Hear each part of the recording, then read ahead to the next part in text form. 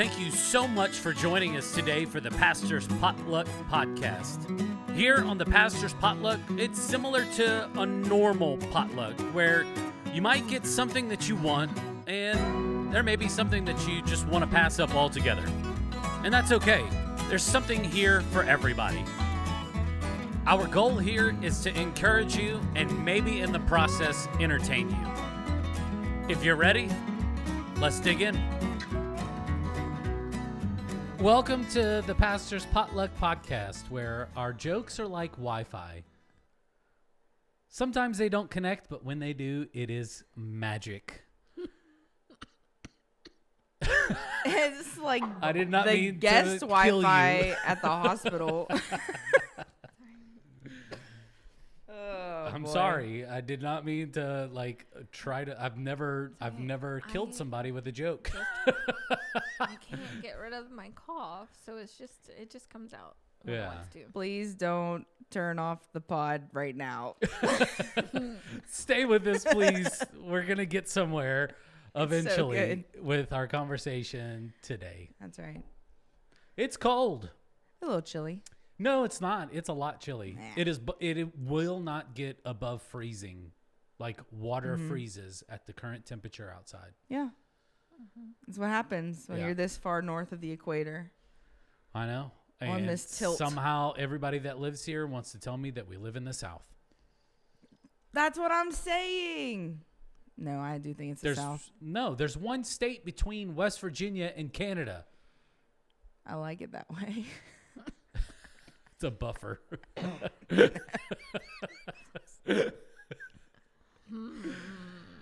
Well, Cheryl, hi. Hi, I'm just here. No, you're good. I hope that you're I'm ready to talk about Pass Fast.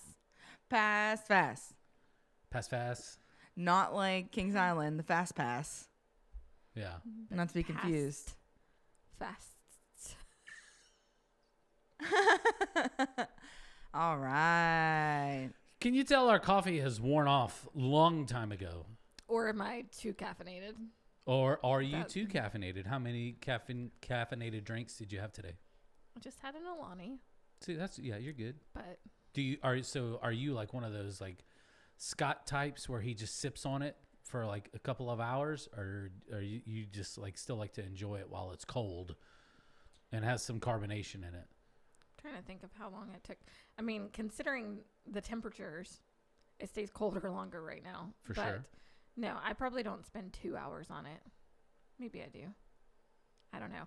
I try there for a while. I would like chug them because my dentist says that if anything other than water, you should drink within like 15 minutes. Yes, because the constant sugar going over your teeth is not good for you. Yeah, and that if you're gonna have a soda, having it like with your meal is better. I go to the dentist tomorrow, so it's on my brain. I'm like, this is really a lot of information you've got. He asked me if I drink my drinks or if I sip my drinks, and I was like, is this like a way to ask if I'm a polite drinker? Like, do I chug them or do I like daintily? I don't know. And he was like, I said, what do you mean? And he's like, how long does it take you to drink your coffee? And I was like, oh, I usually have to heat it up a couple times. He's like, yeah, don't do that. Drink it within 15 minutes. And explained all that to me. And yeah, so here's your dental lesson for the day. I like it. But yeah, no, I feel like, well, I'm really excited right now of my little project that I'm getting ready to do. So I'm just wound up. Wound up. More than, it's not necessarily caffeine. You're making songs out of everything. Wound up. Maybe I'm wound up. Fast. Do you ever think about that? No, I'm just kidding. I'm a little bit wound up. I'm excited to hang out with you guys. Fast. I am too. Not fast. I'm like, I don't know what's happening over there. Fast. I was channeling my inner, Dora? Yes. Oh boy. Backpack. Sorry. Yeah. So we'll get into it. I'm just trying to figure out how we reel ourselves back in. It's all good. Look, we have episodes where we start off like this. Oh, dude. And it's fun. This is real life though. That's why it's so enjoyable because we go, Oh yeah, I have days like that too. Well, I feel like it's my once a week break from staring at my computer. Like, you know, I'm glad that I get to do it every single week. Like I get to sit down and have a conversation with individuals on our staff and about what God's doing in their lives, or what movies they're into, or music, or anything, whatever the conversation is. Like I enjoy it because there's not a whole lot of moments to where we can just like kick back and relax and just like have conversations like these if we don't just be super intentional with our personal lives. And it's difficult because you have kids in sports, you coach sports, I have kids in sports. And oh, by the way, dude, my kids, Luke and Ryan, are in archery right now. Oh, I love that. So fun. My sister I used to know. be in archery. She I went used to to- like state tournaments and stuff like that. Well, That's cool. I didn't do it for my school, but when I was little, like my family, my aunts and them went to SCA events, which are Okay. Yeah. like you dress like medieval times and that kind of thing. Oh, Yeah. okay. I had a bow, like a legit bow, old school, like a Did you have an like the Indian, like a elf full-blooded ears? Indian. No, Oh, this isn't the made my Renaissance bow, fair, right?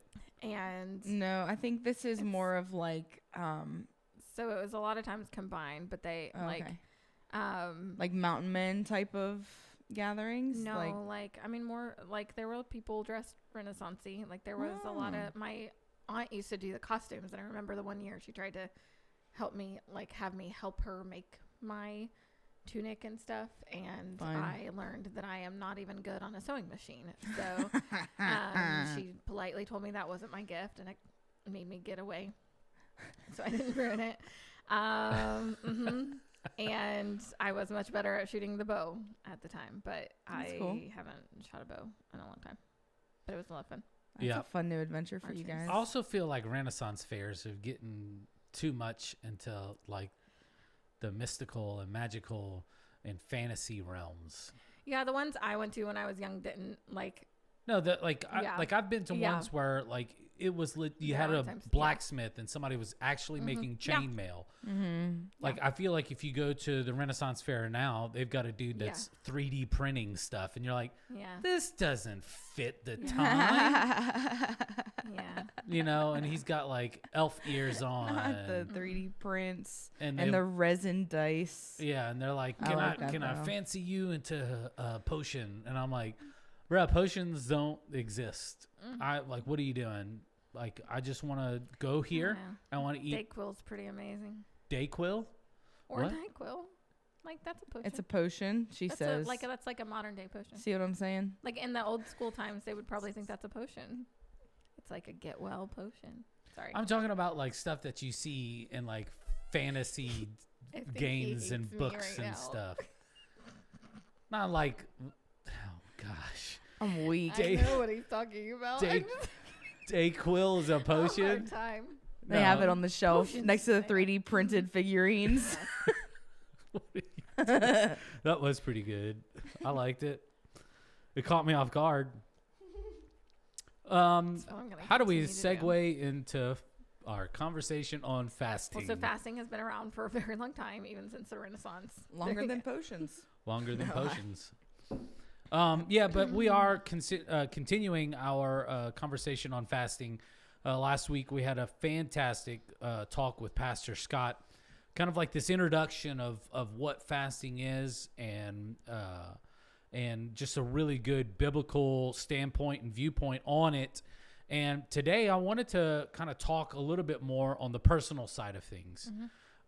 Obviously, we have all worked at a church for quite a while, or been in ministry for quite a while and been around to it. And so I just want to kind of get, if we can, just kind of share some personal stories, talk about what fasting means to us, talk about maybe some breakthroughs that we've experienced, God provide in our lives because of fasting. So my first question is just to kind of get back on track. So I wanted to ask Pastor Cheryl, how does fasting help deepen our relationship with God? That's good. Well, I feel like you guys hit on it some last week. Yeah, but- this is Oh, I'm trying to like okay. pour I know, back I into know. it. Yeah, I think it, like, first and foremost, Sorry. I didn't want to hit everybody with the fire hose. I just wanted to kind of get, hey, Sorry. it's getting cold outside. Well, I just, Let's trickle the if it sounds a the little faucet. repetitive from what you've heard, then you might, Yeah. Anyway, but yeah, I think the big thing is it just focuses our attention on him. It deepens. Like, what was the question? Sorry. How does fast? Yeah, I was like, I think I'm restating the question. Yeah. How does fasting help deepen our relationship with God? Dependency. That's the D word that I was looking for. It, increases our dependency on him.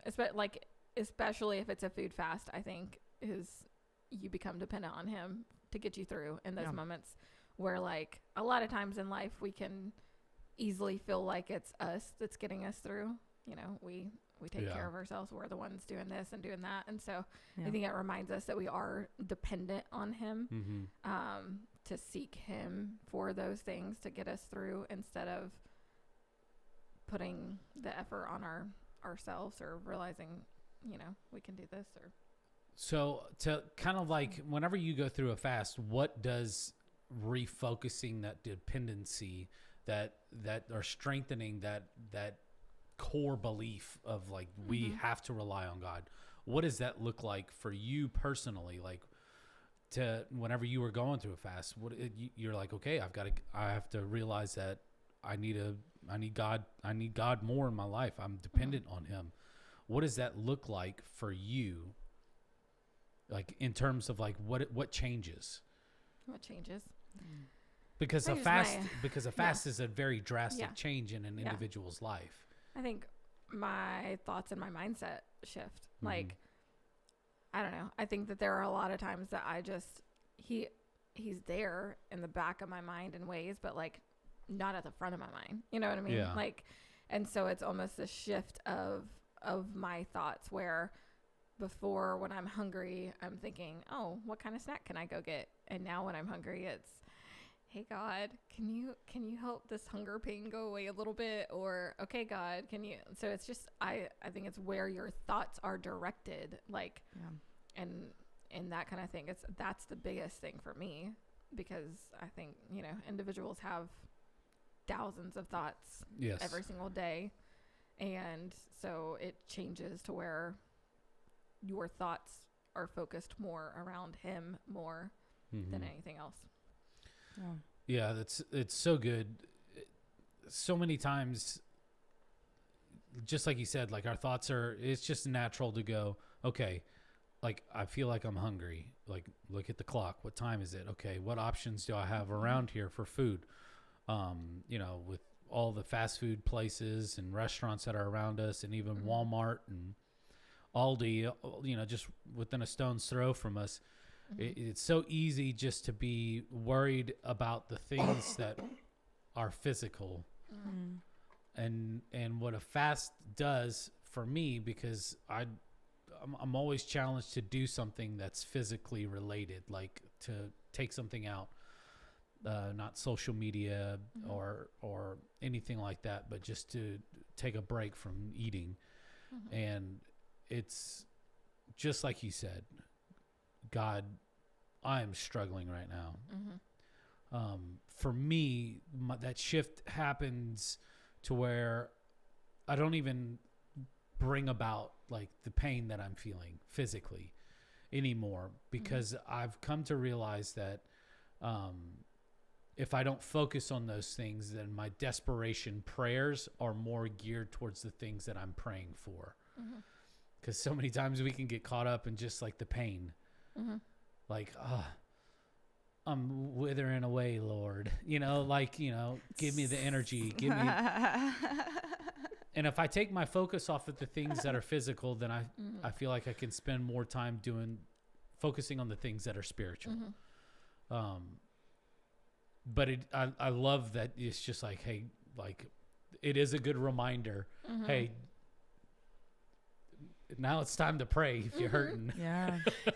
It just cues that, like, and I think that's the biggest thing. Like with any of the fast, anything that you're fasting, like that moment where you think, oh, I want to get on Facebook. It's that trigger to just pray instead, or think on God instead, or read a scripture instead. It's that, like that little, thing that reminds you, oh, no, not that, this. Yeah. Like, and I think that's the key, is like, you may think that first, but like, oh, no, I don't need food. I need to spend time with God. No, I don't need to check Facebook, Instagram, whatever. I need to spend time in prayer for God. And if you're not allowing that to trigger you into doing the right thing, like to shift your mind from this to that, like, then it's not doing any good. So just that shift in focus is just so crucial. Now, for you, Pastor Anna, this is obviously going to be your opinion on this. What do you believe are some common misconceptions around fasting? Oh man, I love that question because it's challenging me to think. And that's quite the thing you're doing here. Misconceptions around fasting. I think that a common misconception, and this is around any spiritual discipline, is you have to do it perfectly. Oh yeah. Like you can't like mess up, or if you mess up, why are you doing it anyway? Just give up, throw in the towel. Like, I'm 2 days in.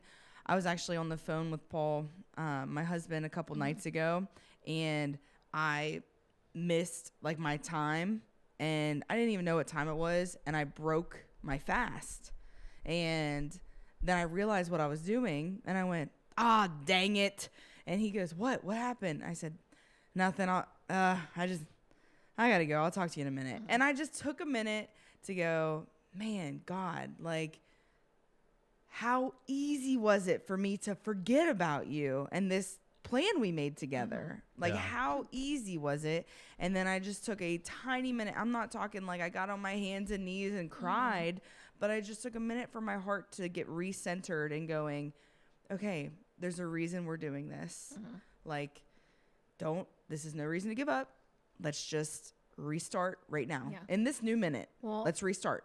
I love that answer because I think that that's true with a lot of disciplines. Like people who want to start going to the gym and working out, like they miss a couple times and they feel like, well, there's no use now. Or you feel so defeated because I think it's just the way that all of us are wired. Like whenever we do something, we want to do it to the absolute best of our ability. And whenever we fall short in those things that, maybe a resolution or a new diet or fasting or reading the Bible or praying, and the moment that we mess up, we hold ourselves to such a high standard. Yeah. And then we're like, oh, and then by the time we're 45, 50 years old, we don't even begin to try to do new things or try to implement new practices because you can't do it perfectly. So why do it? We can't do it perfectly. And we've taught ourselves enough that everything that we do is just it's not gonna be as great as we want it to. So we're not even gonna succeed. Yeah. And I think allowing yourself to have a little bit of grace. Well, because I think that's what God has for you. Yes. The time in your fasting is designed for you to spend time in God and in His grace. Yes. Like understanding that I am getting away from something that I'm currently dependent on to show my dependency on God. And part of that dependency relationship is the grace that He has for us. Yes, absolutely. Like we cannot succeed in a faith journey without that grace. Yeah. And so to just diminish it to like it's a fail instead of an opportunity for grace, that's a flaw on our end. And we just have to get to a point where we go, I don't have to be perfect at this. I just have to be willing to try again and willing to accept grace when I'm not perfect. Because there's so much more that God has for us. Yeah. And so that's when I think about fasting, man, if you're out here thinking you have to be perfect at it, false. That's not real. That's fake news. Like just try again. Yeah. And that's where like, I don't remember who it was or where it was where somebody shared this at some point of like, Bible reading plans and things like this. So like this, we're doing a proverb a day, right? Like a chapter in Proverbs each day because there's 31 days in the month. Makes it real simple, right? But like there's the feeling of, well, I missed these days, so now I have to catch up. Now I have to read, 2 each day for the next 5 days, or that kind of thing, or whatever. Yeah. But it's like, why not just pick up on the where you day that left it off. is, Yep. or like not even necessarily where you left off. Like if that's going to mess you up on numbers Oh, yeah. wise, like Yeah, today's yeah. the 15th, you missed the past couple of days, just start at number 15, at chapter 15. Like, Yeah. don't worry about that so much. Just start again, like right where it is, where you would have been, and be okay with that. Like, understanding that that is okay. Cause I think of like, this past year I did the Bible through a year, the chronological Bible in a year. And it would very easily, like in the past, if I'd have missed days or something like that, then I would have, if I'm reading it, I would have felt like I had to read, and then I'm still late again. Like every day I'm still late and behind. And it's like, well, why don't you just start on the day? And then even if you miss these, you still have read more of the Bible potentially than what most people or you have ever before, because you just picked up again where you were and didn't worry about what you missed. Like, I don't know. I think I love that. Yeah. Give yourself grace, because grace has been given to you. Yeah. Yeah. It's so good. That was a good response from both of y'all. That was great. Pastor Cheryl, how can someone who's deciding to go on a fast maybe just begin to discern, like, what's a good time? Because I know that this may be just like a simple question, but I think that this goes through people's minds. Like they sit there and they go, okay, if I'm going to do this fast, like, what's a good time for me? I think, and it may be just dependent. I'll just let you answer this question. Okay. I'm not going to try to answer it. I wanted to. How can believers discern the appropriate time and method for fasting, especially when seeking clarity, or maybe a breakthrough in their lives? Yeah. When you are going to actually have time to do it. Like, I could fast. Listen, fasting breakfast a lot of times, I do that on a regular basis most of the time anyway. Yeah. Like, to be 100% honest, that's amazing. Not in the spiritual sense of fasting. Yeah, okay. Right. Like, I just skip breakfast a lot. And so that's where it's like, I'm not limiting myself to a specific meal each day. I'm saying one meal a day, because there might be a time where it benefits me more to fast dinner, because maybe I'm not around, people or whatever during that time, and I can actually do the things I'm supposed to do, replacing that dinner with the time with God. Like, because that's part of it. Like, you could say, I'm gonna fast breakfast, but if you normally don't eat breakfast because you're just busy getting ready and getting out the door and doing whatever, and getting straight to work, then you're not actually being able to replace that with the time with God. And so, like, it depends on your schedule. If you don't get a lunch break at work, but you want to fast lunches, that doesn't make sense. Yeah. And so it is going to depend on you personally and your schedule. Okay. Like, that's a big key in it.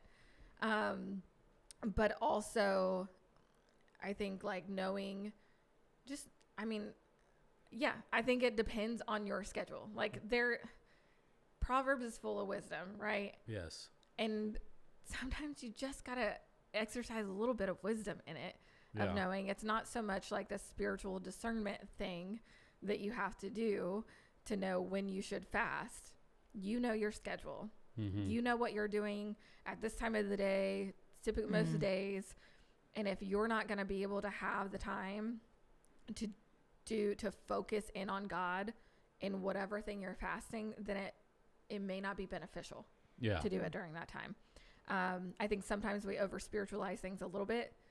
I'm not saying this isn't a spiritual process, but I think, like, the decision of when am I going to do it? What am I going to do? It's not always that spiritual. It's just more of a wisdom and understanding of your life and your routines and all of that come into play. And then when you do that, you make that decision, okay, I do get a lunch break. I can go to my car or to the, wherever, shut my office door with a do not disturb sign on there or whatever that looks like, then the spiritual side comes in when you're actually being disciplined and obedient and doing that, focusing in on God during that time. Yeah. It's good stuff. This one's going to be like super personal, and you can decline to share if you want to or not want to, and you know, but this is for both of you, and I'll let Pastor Anna answer first.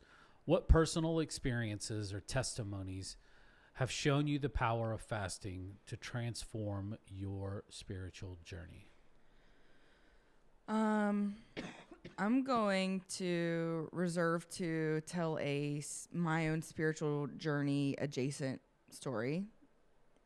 Whenever I was a kid, there was a long period of time where my dad, who is a sweet tooth, like he is a sweet tooth. I get it, honestly. And he like just no longer ate chocolate. Like that was just a no longer on his list thing. And I remember not really knowing what that was about. I was probably 7, 8, like late grade school, maybe. Yeah. And this went on for years of like not eating chocolate, like milk chocolate, dark chocolate. Now he would still have sweets, but just no chocolate sweets. And then he, every now and again, a white chocolate. He accepted a little white chocolate because it's not like true chocolate. It's like sugar, essentially. Yeah. And so I remember the first time I realized what he was doing. He was fasting and he was praying for someone's salvation for years, praying for salvation in someone's life, giving up something that he found a lot of joy in to like bring that to the Lord. And that was the first fasting experience I ever had in my own journey. That was pre me accepting to follow Jesus. And I stick to that. So even now, whenever I mark my own fasts, I try to not only consider what Cheryl just said, my schedule, but I try to consider what are things that just get the most of my attention? Yeah. What are the things that I am naturally hungering for, whether that is food or other? Maybe they're not even bad for me. They just have more of my attention. And then choosing for a time to say, God, I'm going to set this thing aside that I clearly love so that you can take the throne in that area for a while until I see a breakthrough in something. Yeah. And that was my first experience with praying for breakthrough. That's a good one. It was pretty cool. Yeah. That's awesome.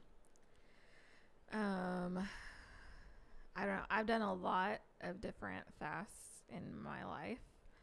I remember even doing them as a teenager. And I think one of the things that I remember, I was in high school, and a lot of my family is Catholic. And so, my aunt, who I'm closest to on my dad's side of the family, that's, you know, all Catholic, we would share what we were going to fast for Lent, like leading up to Easter. And I remember the one year I worked at Long John Silver's, and I fasted yeast. I didn't want to just say bread. I fasted yeast. Wow. That Lent. And because I love bread. Okay. Yeah. Like I could live off bread. I've done a fast where I've done just bread and water. And so anyway, but, awesome. For 40 days, but so I decided to fast yeast, and Lent lasts for about 40 days. So I decided to fast yeast, and I was shocked at how many things actually have yeast in them. Yeah. So I found myself like reading ingredient lists. Right? Like, why is this in soup? But just in case you're wondering, at least at the time, Hush Puppies did not have yeast in them. Hey. Oh gosh, I know where I'm headed after this. But I want to say that the batter did. And so there was most of this food where I worked, I couldn't eat. Yeah. But I could eat Hush Puppies. Oh, and dude. So I remember I'd made the decision, and then I went to work the first day after that, and I was like, what am I gonna eat? Like, and that's almost where it almost gets too much like focused on that. But I remember during that time though, all the things that I ended up going without. And in that time, like praying, I mean, I remember being in the back room with the supplies and going through the ingredients lists and just like praying and having moments with God of like, well, God, I felt like you told me, like kind of led me to this decision. So surely there's got to be something. And I thought, there's no way I'm going to be able to eat hush puppies. Like I was like, there's absolutely no way.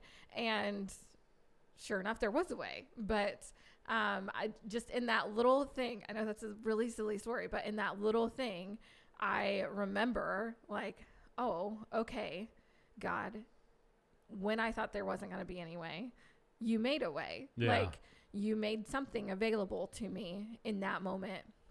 And it was like, I don't know, it was just a moment as a 17-year-old girl that I remember just coming into the knowledge of even the little things, God can make a way when you don't think there's a way. Yeah. And so that's one of my little silly personal stories with it.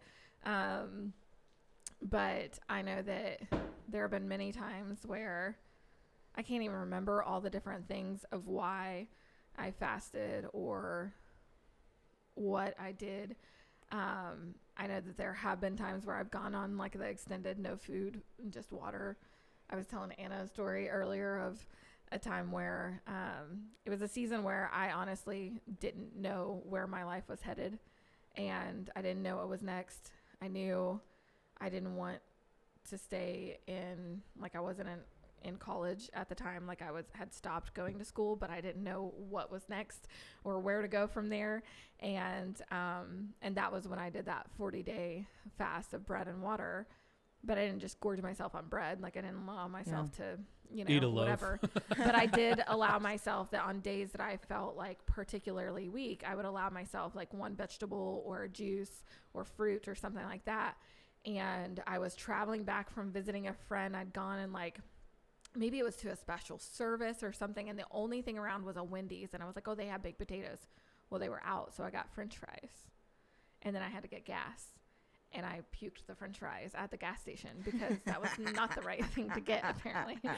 And I remember thinking, oh, this is why, like, you should really pay attention to what you're fasting and not throw yourself back into some fried food afterwards. Like, yes. Or that kind of thing. But that moment to me right there was like, it was a very quick decision of, well, I'm really hungry, so I'm going to go ahead and get these French fries. They're potatoes too. And God making me realize, like, no. Not all potatoes are the same. And you didn't need this, actually. Like, yeah. Because I think it's easy sometimes in those moments to feel like, well, no, I can't do this. Yeah. I need this. And so you go ahead and you get the thing, but it comes back to bite you. And that was one of those times of like, no, maybe I should have just actually relied on God a little bit more in that moment. And been like, a fast food restaurant is not the place I need to go right now. I could have gotten a juice at the gas station that I went to next, right? Yeah. Like, but I didn't do that. I just, in my moment of flesh, just was like, let's do this. Yeah. It's fine. And it wasn't fine. I wonder if the same thing would have happened with a baked potato. Probably. Because I don't think I don't think I was supposed to eat that in that moment. And I think I knew that, but I didn't allow myself to rely on his strength in that moment. So. Yeah. For me, it was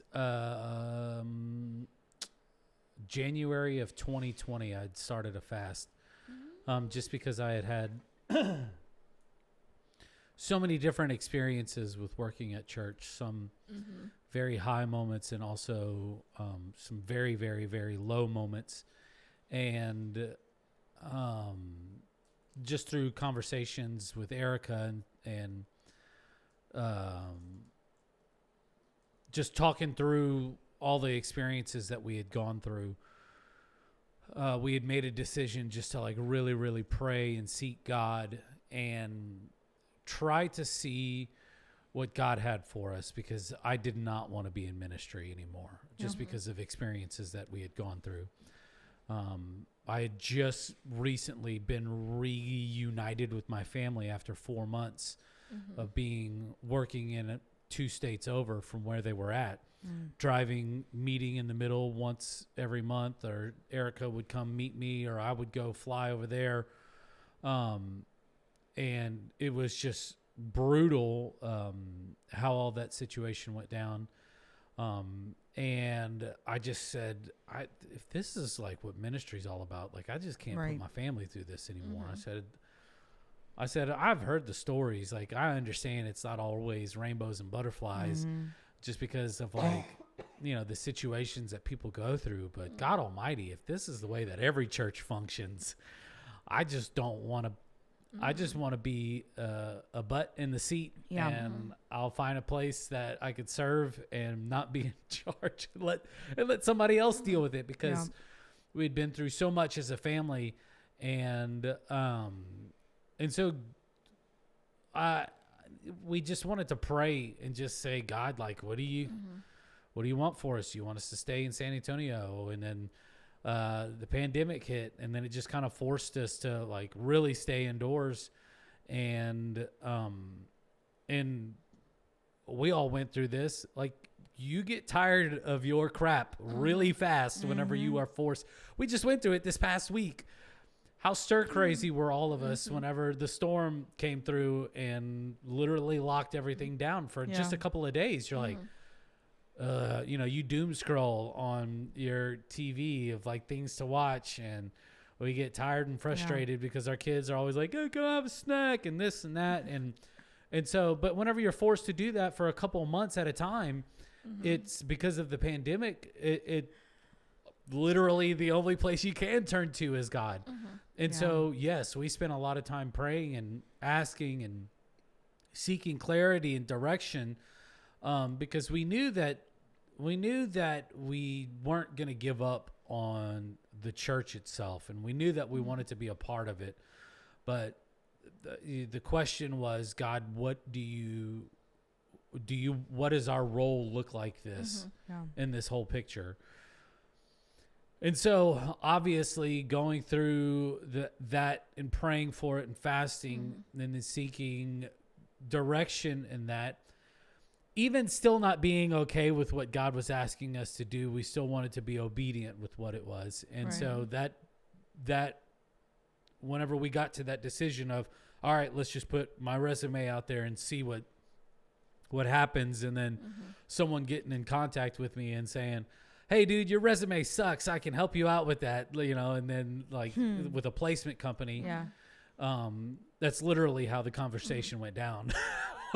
Great. and getting connected with Pastor Scott, and in the middle of a pandemic, making, following God's leading and saying, all right, we're going to pick up, and, driving across the country with mask on. And I mean, it was just a funny time, dude. Wow. It really was. But even just through that, God just seeing like the hurt that we had gone through and experienced, and even knowing that what we know now, like there wasn't like this immediate, like, hey, I'm going to take all this stuff that you're carrying. I'm going to take all this burden that you've been harboring, and all this stuff that you've got going on in your heart, and just the relationship between, husband and wife and father and children. There's a lot of different things that begin to happen whenever you say yes in the middle of this hurt. Whenever God says, hey, I want you to do this. I want you to please just say yes to this. Be obedient in this. Yeah. Because over time, a lot of that stuff that we were going to carry around probably for the rest of our lives, God begins to lift and take off, and take a potato peeler too. That's good. I feel like Shrek. All your onion layers. All my onion layers, Yeah, that's cool. And that's a terrible analogy, but that's the first thing that popped into my mind. And I was into it. I was right there. I'm watching it happen as you're talking. I can feel it. And that's great. Are there moments that all those emotions and everything wants to come back in and rush and just flood, because it's easy to function and live in that type of mentality and that hurt. Because who doesn't want to just like have people just say, oh, I'm so sorry. You know, like, you know, with God, we can get through this. And you're like, yeah, with God. And then, no, I want to live through the testimony. I want to be the beacon of hope for somebody else, because I got tired of living in that. And there's still some things that we go through, but I would rather say, hey, you're dealing with some stuff. Like, I've dealt with it. Can I share with you, like, through what God has brought me and my family through, and maybe kind of help you along in this? Because let's be honest, if we all just sat around and sulked and tried to share our stories of all the junk that we've been through and the hurt that we've been through, and I don't know that, I mean, is our faith, where am I trying to go with this? Is our faith begin to just be just a sulking party, as opposed to a faith that is alive and real and working, and God is moving? I think those stories without the hope and without the other side of them are just sad stories. You know what I mean? But and then what does that say for the Christian faith? But like, when you get through them and you have seen the other side, and so oh, I was here, but this is where God's brought me. Then that becomes a testimony. Like, otherwise it's not a testimony. Like, otherwise it's just a sad story. And I think and I think for myself, listening to stories of my parents and what they had gone through with some medical issues, with my oldest brother, I think, I'm sorry, Mom, if I screw this up, but he was like accidentally dropped on his head. Amazing. But also just some other instances of like fasting and praying and believing God to do something at the end of it. And I think that there's stories from my grandparents and stories from my great grandparents, and I believe that I love that you have that. If they didn't share those things and pass those on, how would I be able to say yes in a circumstance whenever God's asking me to do something if I didn't see it play out in the lives of those that are close to me? It is a great testimony of God's faithfulness through generation and generation and generation.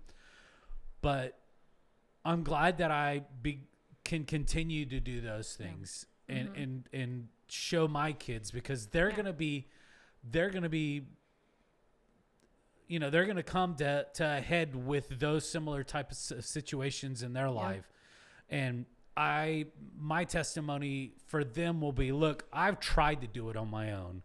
I tried to find every which way possible that this world has to offer, and found that it was met with nothing but despair and death.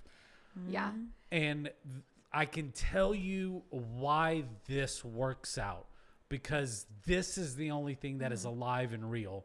And in those moments of prayer and fasting and beginning to understand that I do need more reliance on God, like you mentioned before, like, I need to be able to give myself grace in those moments whenever I do mess up, but it's okay.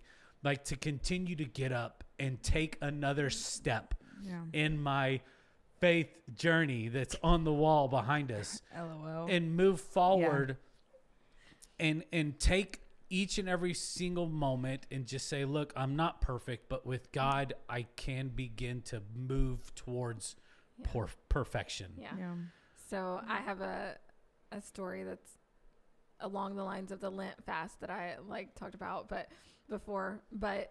the last Lent fast that I officially did was before I met Anthony, and I gave up alcohol. Like, I was in a bad place, like drinking a lot, and I had a situation happen, and I was like, this is unsafe. This is not cool. I don't want to do this. And so, isn't it the weirdest thing to be like drinking and still trying to chase after God? It's so weird for me, because I was there. I wasn't really like trying in that moment. I wasn't, But my aunt was like, hey, do you want to go to Ash Wednesday service with me? And blah, blah, blah. And I was like, you know what? Yes. And and it was I lived 2 doors down from my aunt at the time. I hadn't been to church really for a while. And it happened pretty close together in that connection of where I woke up the one day and I was like, this cannot be my life. And it was just a couple days later where she said, hey, I'm going to go to Ash Wednesday service. Do you want to go with me? And I was like, yes. And we laugh to this day because my uncle dropped us off so we wouldn't have to like park and walk blocks to the church because it was a big thing. But it was a benediction service and we didn't know what that meant. But basically you just go in and you get your ashes and like there's a prayer, you go. Like it was real quick. Yeah. And so we had to call him back. He hadn't made it very far away to come pick us up. And he was like, why didn't they just do a drive-through? But anyway. COVID. Yeah. But so, but I gave up alcohol during Lent because it was a really easy thing to say to all those friends that I hung out with before. It made the excuse for me really easily to like, they understood why I wasn't drinking with them, but I didn't pick it back up after that. Like I just gave it up, but it was during that time that through that I reconnected with a friend of mine, the friend who ended up introducing me and Anthony to each other. I had reconnected with her. I started going to church again. She started coming with me. And also in that time frame, like not long after that I had that moment of, reveal within a church service where God let me see like that. He spoke to me very clearly on those things. It was that service of where I had prayed the prayer of like, well, God, I haven't been doing this. I can't be up there praying because there's no way that I could do those things they've been talking about because I haven't done that in years. Yeah. And I said, God, if you still see anything pure within me and if you can still use me, then let me know. And then that evangelist was there and he prayed over me and said those very same words back to me. Like, I saw you had a pure heart and God told me he's going to use you. And like with all that, had I not decided what most people, like my friends gave me a hard time about it, laughed at me about it and all of that. But like giving up that thing that my flesh wanted to go to deal with the hurts I was dealing with. Yeah. Yeah. Cause you could very easily turn to whatever you want in that moment. Like you could to deal with those hurts, but I had turned to alcohol. And so like I gave that up in that time frame. And even though I wasn't still fully where I needed to be, it got me there. And in that moment, in that time frame where God was able to speak to me, and I wouldn't have been there. I wouldn't have been in that church service. I wouldn't have done any of that had I not decided to give that up. Yeah. And so I think it's a beautiful thing, even if you maybe are not always living right or not doing the thing that you should, but you're doing something to deal with that hurt or that pain or whatever, deciding, you know what, fine, I'll give this a try. Watch God work. Like, it's. Can I bring something to light real quick? Mm-hmm. I'm listening to you guys share, which is just really wonderful to my heart. And I just want to share with our people who are listening, people who are doing fasting with Southridge Church right now, starting off the new year with this renewed fasting and prayer. All three of us shared stories where other people had an impact on our life in these things. Please, please, please, listener, viewer, friend, do not dismiss the power that God can reveal through your faithfulness. Do not dismiss it, because you do not know whose next life is going to be sitting on this side of the camera saying these same kind of things. My father, my grandfather, my aunt invited me. This evangelist just walked up to me. These people are influencing my life. And yes, scriptures are great. Prayer time is great. But all of us just shared the impact that people, real people, had on our life. And that's who God chooses. Yeah. He chooses us, and he chooses you, and he chooses real people who choose faithfulness to make a difference. And I just think we can't miss that. Yeah. Your obedience to this, it affects more than just you. Yes. And I think that's what's important. And I think during this fast, if we can share, I don't know if this is one of your questions, but if we can share like how it's going for us and like our favorite moment. We did this with staff last week. And I may cry and it's okay. It's making me sad. My fast makes me sad. So, because I love the thing that I'm giving up. Yeah. So, I'm already doing some food fasting for medical things. I've been doing that for a little bit. So, food, I could have done it, but I just didn't want to press it much more because I was already doing some stuff. And so I tried to look at my life, what would hurt still, like hurt my drive for the things I love. And so I shut down all screen times at 8 p.m., which gives me the last part of the night, which is usually where I get caught in the doom scroll. It's where I get caught watching reruns of Survivor season 8, All Stars. I get like, and I'm going. I'm on season 22. Oh my gosh. It's crazy. Anyway, but here's the thing. So we're talking about our status of it. Paul said something to me yesterday, and it really just brought to light the spiritual side of things. He called me on the phone. Monday. Doesn't matter. He calls me on the phone. It's like 7:30. And I say, can you just talk to me when you get home? I'm finishing this episode. I only have 30 minutes. And he goes, whatever, like hangs up. And he gets home and he goes, what are you doing? Like, why are you doing that? And I go, because I knew my time was coming close. I'm going to see you. We'll talk face to face, like whatever. And there was like a light bulb that clicked in my soul that was like, this is what you're missing in your spiritual life. This drive to spend time with God the way you want to spend time with this screen, with this show, with this rerun, with whatever. Like, the drive that I had to say, I need to put you on hold so I can do this. It was like a weird light bulb moment for me to go, I don't do that with you enough, Lord. I don't do that enough. I don't do enough of, let me shut down this thing in the world, in my world, to put you in the front seat, God. That's where I'm at. And it's awesome, but it's also awful because I'm going a lot. I need to see things different. A lot of things. Yeah, that's great. Yeah, those like little hard moments are hard because we're like, oh yeah, you're right. But it's so good afterwards, like when you know and when you have that light bulb moment. I think it's cool. It's beneficial, even if it feels icky in the moment. But no, we I decided that we would try to read with our kids in the evenings at least one day a week. Like the kids guide is only one day a week, but we try to at least one day a week with our kids read. And we've done it multiple nights, but not as often as what I'd like to. It just depends on schedules are just not always there. So, but the first night that we did it with our kids, it was really cool because our kids have their own Bible now that we bought them last summer.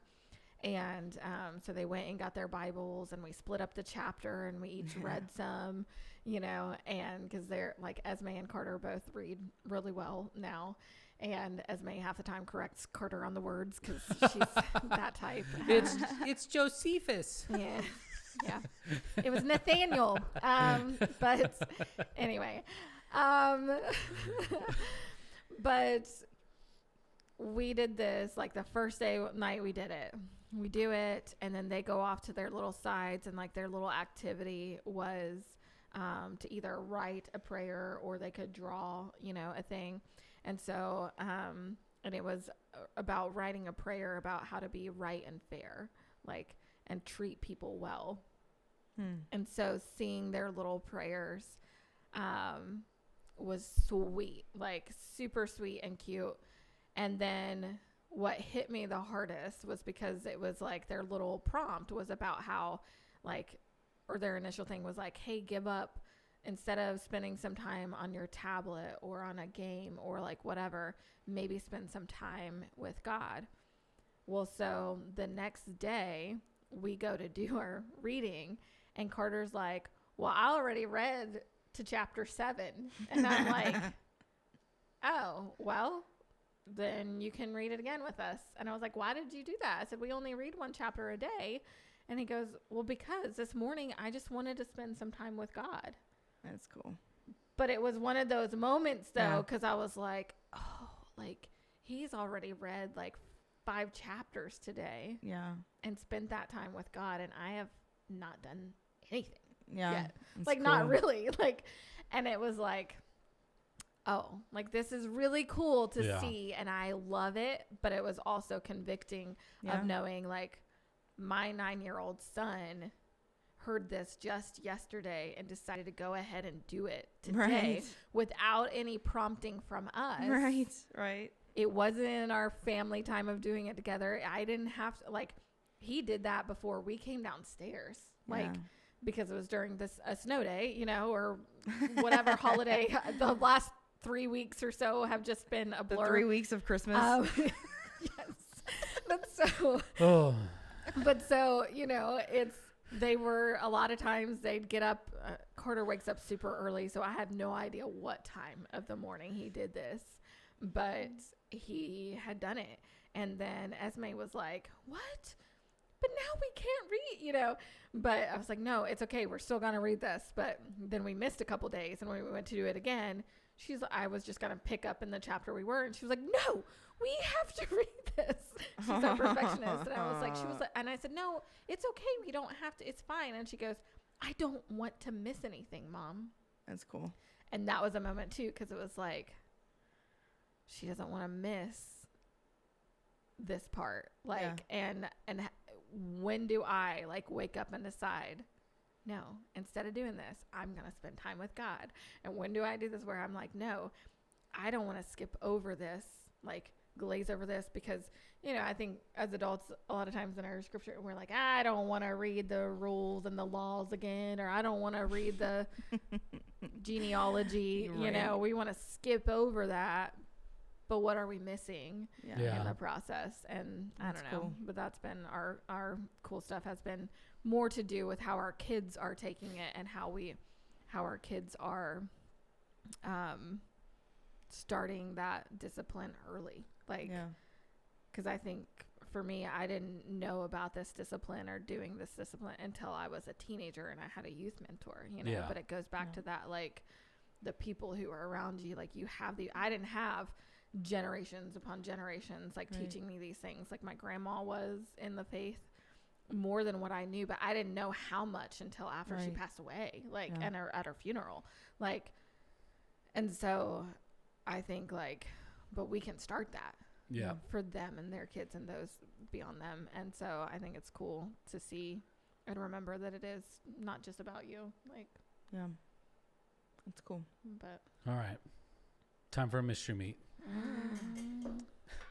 Did y'all both just say What if we're fasting meat? I'll do it. Well, good. This is made out of vegetables. This paper. A wise proverb from today.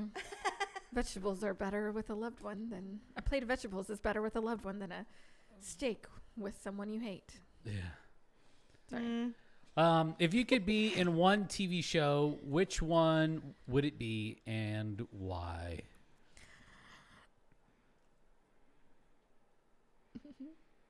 Bones. Bones? You want to be a character on terrible. Bones, or you just want to live in that kind of Bones world? I'd be a character. I don't know which way this is going, old Chat GPT. If you could be in one, I guess if you're like cast, not like living like that world. Oh no, I was thinking I would live in that world. Like, I had two different answers. Bones. Like I would want to be like the smart person who can look at bones and tell all the things about them. Well, this bone indicates. I find it fascinating. Listen, that was one cool. of my absolute favorite shows for the longest time. Anthony started rewatching it. So it's like. It is good. I've watched a little bit of it. The first thing in my mind. But I like that stuff. You're so short. Your TV show would be Bo. I'm getting a phone call. I gotta go. No, you don't. Sorry. Do not leave me. If the Take me with you. If it's a TV show where I'm just Anna Blake, the actor in this show, I'm down with The Office, my favorite TV show. Like, I would love to be on that set, like, be a part of the making of it. Like, that would be just the bomb. If I'm a character in the story of the show, and that's my existence, I want to be on, like, Bob's Burgers or something. Yes. That'd be just the best. Yes. I don't think I know that show. I want to be best friends with Linda. I think she would be a blast to be buddies with. She'd be crazy. You got to watch it. Maybe I'm fasting TV. I'm not fasting TV actually, so it's okay. I don't feel like I know a lot of shows right now, like, because for the past year or so I've just been reading mostly in my time at home, and I don't get to snag the TV much. But I started watching a show called Miss Scarlet and the Duke on Amazon Prime. Well, it's sort of Amazon Prime. Their first season's on Amazon Prime. I had to do a free trial for the other seasons. Oh my gosh. It sounds like old Jared Butker tendencies. I didn't want to say it. But like, this room is like, friends. Yeah. It's in. If you could only see how many emails, It's in fake older emails I've times. created. It's set in older days, and there's something about like older days like that, or like what's that? You know, they used like outdoor bathrooms in the Heart old of- days. I don't care. This isn't that old. This one's not that old. Okay, at least not where she. But it's like London and Diphtheria? no. They used the But bathroom indoors, but you had to take the bucket outdoors and dump it know. in the middle of the Listen. street. That's what I'm Just saying. some days I think I maybe would be okay with some of that. Okay. Hey, you know, this is legit. This is Never. a legit fact. The reason why in New York City those homes have steps that lead up to the front door is because there were so many horses that they would do their business in the streets, and it gave enough height from the amount of Poopy dookie. pooba doo doo in the roads. That's legit fact. Look it up. Because It's everybody so had gross. horses. Yeah. I don't I want mean, to that live was in your that era. that was your vehicle. Yeah. Your vehicle pooped. No, I don't know. I just like. It just crapped out on I me. just think I would like to live just for a little while in a time where we didn't have like all the screens and Amish. a lot of. Okay, I'll go live in an Amish country. For I a think while. that would be a fun little trade. I just think I would like to try it. Like, I am so excited for my day of solitude that I'll have in this Yeah. module of leadership focus. You should that go to I'm the doing. Amish country during that because they still have toilets. They still have indoor Yeah. plumbing. But aren't I supposed to be by myself? Yeah, you are. Yeah. They're not going to bother you. Mm. They're busy mean, are building there- their own house Are and making there their own places dinner. to stay out there without people? Like, Oh, I mean, I for don't. sure. I You just can get a know little of people that go cottage. and go shop there. I don't know about. No, there's real people living out there. I mean, I'm sure, Good but for like, is them. there a place you can rent? Anyway, I don't know, but I'm really looking forward to that. Like, I enjoy It'll be cool. disconnecting, and I think it could be cool to like be back in that time where you like where the women were like fighting for the vote to right or the vote to right, See what I'm saying? the right to vote. See, I mean less complicated times, so my brain can work That properly. was literally less than 100 years ago. I know. That's why I don't mean like so Nope. old that Because I'm, it's fine. We don't have to agree. I'm just saying. I think that's cool for you. That's your TV world. Not old enough to like where you got like some maid that's putting her foot on your back, like tightening up. yeah, no, I don't shoestrings. want that. Yeah, I don't want that either. I'm reading a book right now about whaling, and they talked about how they used whale bones to make corsets a lot. Yeah. The book is very descriptive and sad, and I've watched some YouTube videos that probably put me on a list somewhere, Yep. but that's okay. Moving on. Yeah. Your Oh movie. yeah, Sorry. my TV show. Yeah, show. I think if it was, I think it would be cool to go like get on a tractor and dig all that gold out of the ground, like in Gold Rush, like that TV show. That would be Okay. fun. Just because they make a lot of money. Now Sure. I don't know what I'm doing. Like I want to be a part of the crew and I want to play on a tractor. But if it was fictional, what's a good one? I'll go the opposite of The Office. Not opposite, but I would do Parks and Rec. That Yeah. would be fun. It would be fun.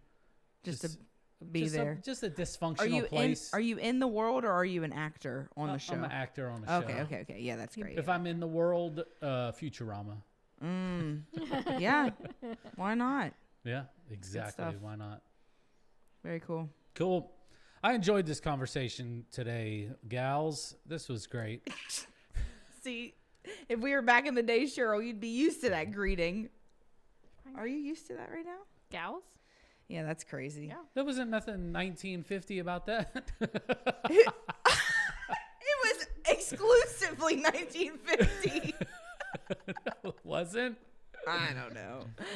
I didn't pull out my comb Yeah. and like The pomade. Hey, you got the palm. Hey. Hey, gal. Yeah. I feel attacked. Anyways, join us next week for another episode of the Potluck. On next Wednesday, Thursday, Friday day, a podcast comes. We're singing along. Another podcast for you. See you later, gals. And guys. and fellas. Yeah. Put another coin in the jukebox. Hey. Thank you so much for listening in with us today. We really appreciate it. If you haven't done so already, go ahead and hit that subscribe button.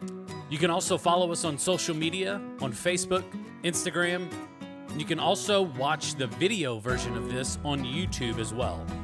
All you have to do is search up the Pastor's Potluck Podcast.